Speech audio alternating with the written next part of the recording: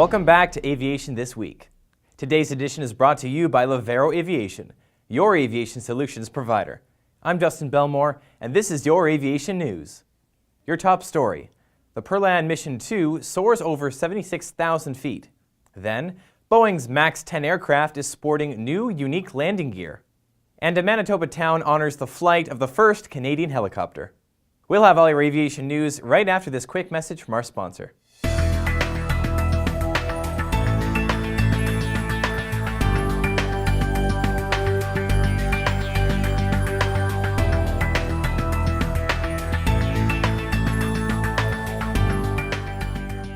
The Airbus Perlan Mission 2, touted by the company as the world's first engineless aircraft mission to the edge of space, is in the process of making history in El Calafate, Argentina.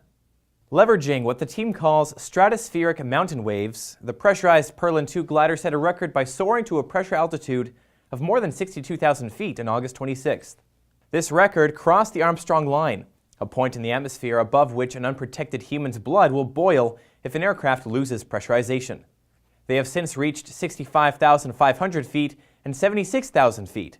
The Perlan 2 is designed to soar up to 90,000 feet, and the team will continue to pursue higher altitude flights as weather and winds permit through the middle of September. The 76,000-foot record-setting Perlan 2 flight surpasses even the maximum altitude level flight of the U.S. Air Force's U-2 Dragon Lady reconnaissance aircraft, 73,700 feet, flown by pilot Jerry Hoyt on April 17, 1989.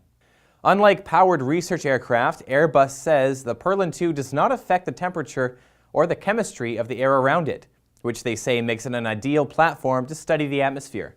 The company says experiments carried in its instrument bay show new discoveries related to high-altitude flight, weather, and climate change. Boeing is going big with new landing gear designed for the Max 10. The company says the new Max 10 landing gear has a lever that allows the landing gear to grow taller upon takeoff and a shrinking mechanism that helps the gear retract to fit into the existing wheel well. Their supplier, UTC Aerospace Systems, began production of the main landing gear on August 20, 2018, which was to schedule. Boeing says that more than 20 customers from around the globe have placed orders and commitments for the new member of the 737 family.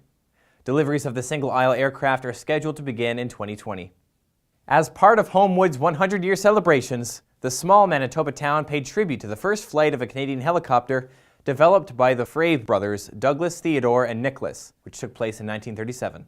Throughout a protracted period of experimentation that began in 1937, the Frabes put together a sturdy twin-rotor contra-rotating machine powered by a used four-cylinder air-cooled, front-mounted de Havilland Gypsy engine. The open-tube frame and rotors, built from aircraft chrome molybdenum steel, purchased at the McDonald Brothers in Winnipeg, also had several parts salvaged from automotive or farm machinery.